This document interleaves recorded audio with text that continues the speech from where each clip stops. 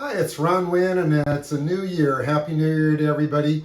I've made it a tradition to kind of every year give a little bit of a forecast and try to clear up the misconceptions of overly enthusiastic people and others who are gloom and doom people. I want to give it to you straight so that you can plan your new year out with real estate goals. This year, 2023, obviously is going to be a challenge. We've got a lot of things in the economy that are going to keep us from having a repeat year of 2021 and early 2022. However, there will be opportunities here for sure, and timing is going to be the critical thing. The forecast is that the interest and demand will continue to mount now that we're out of the holidays and probably come to a maximum in springtime. Springtime is usually the best time for sellers to put their properties on the market. Their homes look beautiful, the flowers are in bloom, and buyers are out there trying to make their decisions. Right now, interest rates are obviously the problem both on the buy side and the sell side. If you're buying a home, it's painful to have to qualify at 6.5%, much less the payment that follows. If you're a seller, you're sitting there with your 2.75% loan. It's pretty difficult to give that up and get enthusiastic about recasting that loan for a better location or a bigger house. One thing you want to bear in mind is that there is a lot of cash out there in the market, and there are a lot of buyers coming from other places, either family money or the sale of a business or cashing out other assets. So they're not totally dependent on the loans. Let me get right into it. Demand, for example. The demand is going to stay constant from buyers. There has never been a time that there have been more people, a greater population enthusiastic about home ownership. Sure, there's going to be some layoffs, but when you look at the magnitude of enthusiastic millenniums, out there, there will certainly be no shortage of buyers.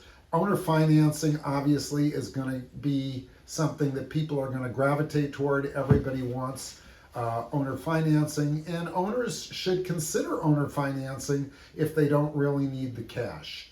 The next thing is the inventory. Inventory is going to stay very lean because, as I said, 2.75% loans are not something that people quickly give up, and people have to have a motivation to sell. So the inventory will stay lean, the demand will stay at least constant, and we will not have this abundance of inventory. And again, let me repeat that this is not 2008. We are not seeing defaults. You do not need to be waiting on the sideline for that bulk of foreclosure properties. That's not going to happen, particularly not here. There's not a chance of that happening. We don't have these bad loans that were made in 2004, 5, 6 that are now becoming a disaster as they were in 2008. That's just off the table. The next thing is home values. There were all kinds of conflicting forecasts about home values. A lot of the major forecasters have now recast their opinions, obviously much less.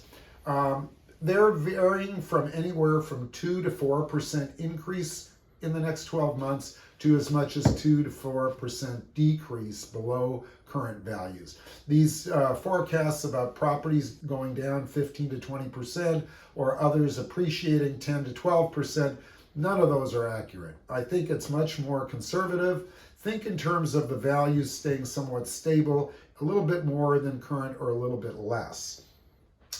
Real estate runs in cycles. We are now going into a down cycle.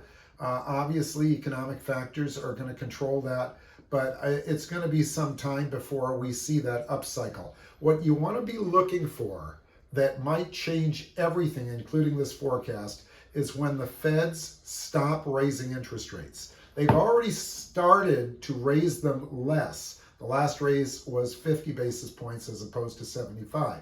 But once you see them stop raising rates, the next thing to be looking forward to, and that's what everybody's waiting for, is when they actually lower rates. And when they lower rates, that's going to change our market. But again, don't expect a whole lot and don't expect it too soon. My manager keeps saying, stay alive till 25.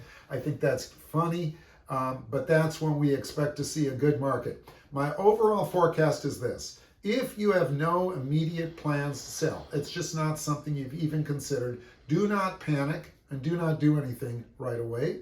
Stay alive till 25 and enjoy whatever we have to look forward to. If your plans were to sell in the next year or two, I do believe that sooner is going to be better than later. I would prepare and get your house on the market in the spring, and that way you might avoid the ULA tax if you're a high-end luxury homeowner, or even if not, you'll catch the bulk of the buyers who are still trying to get a home this year before they get busy with other things. And the last thing to remember, people will be doing their taxes in March and April, and their accountants will be saying you need more write-off. And what happens every year is that fuels people to get out there and start looking for homes. Open houses will start to get more busy. The existing inventory will sell out, and the supply and demand will kind of stay constant, which is pretty healthy overall and much better than what other people have forecast. And I think you'll find this to be accurate. Hope you guys have a great year. Call me for real estate advice and information. We love you always, and even if you're not selling, I welcome your phone call. Thanks.